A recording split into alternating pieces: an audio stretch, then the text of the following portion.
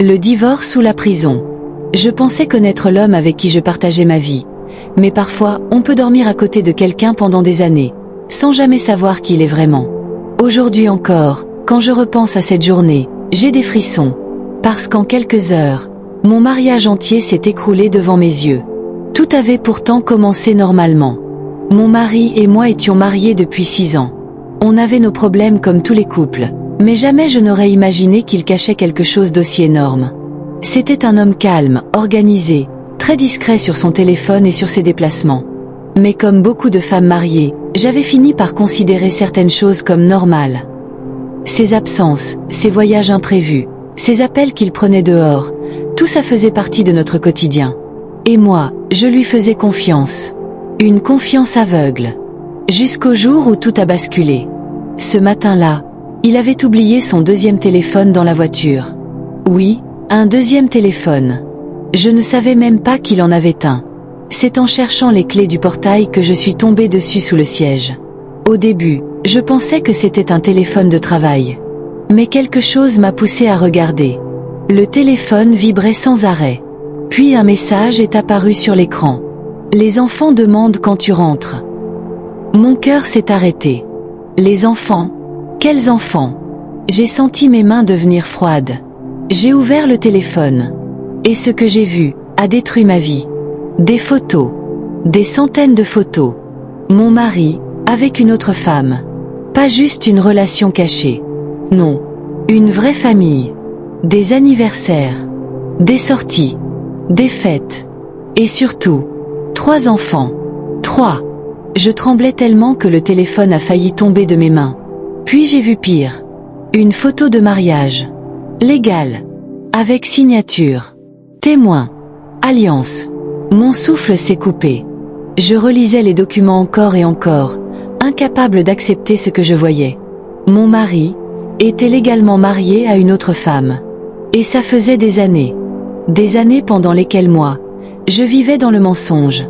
Je me suis effondrée au sol. Je n'arrivais plus à respirer correctement. Toutes les absences prenaient maintenant un sens. Tous les week-ends de travail.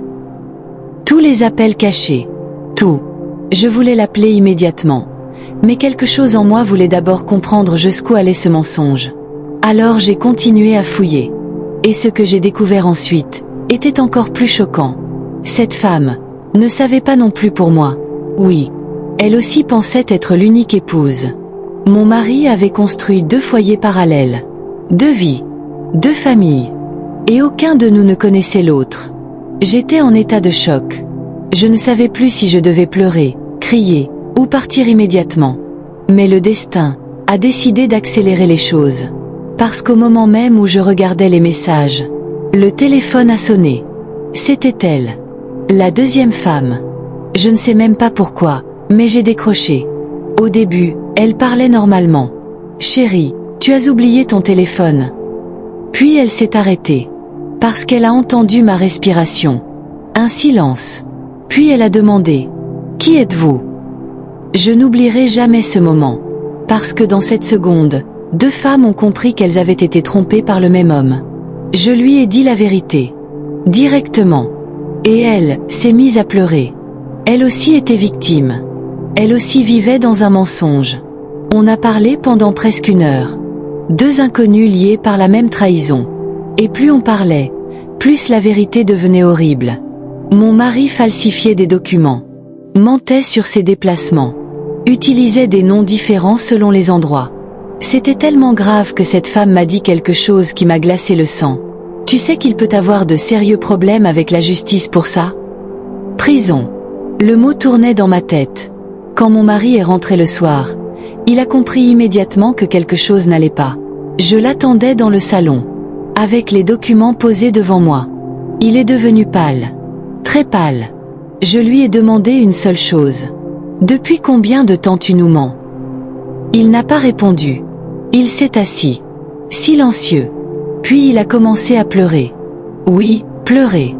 Mais ses larmes ne changeaient rien. Parce que le problème maintenant était beaucoup plus grand qu'une simple infidélité. C'était devenu une affaire de loi.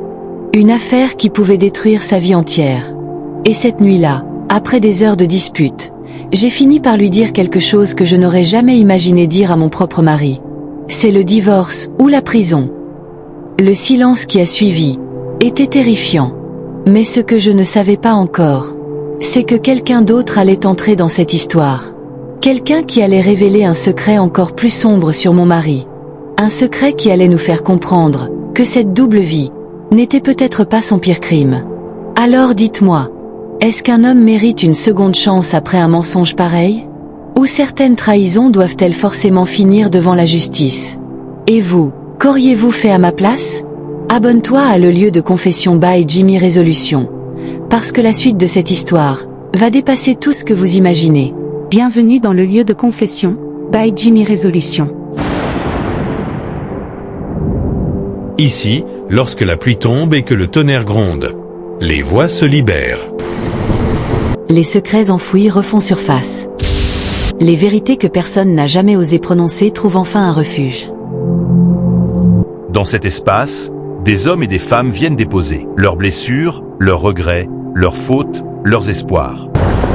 Des histoires d'amour, de trahison, de miracles, mais aussi des douleurs silencieuses que personne ne voit.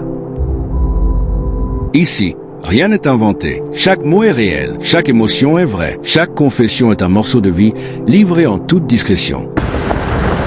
Abonnez-vous maintenant, invitez vos amis à nous rejoindre. Et si vous avez une histoire à partager, envoyez-la au numéro affiché à l'écran. Préparez-vous. Chaque jour, une nouvelle vérité se dévoile.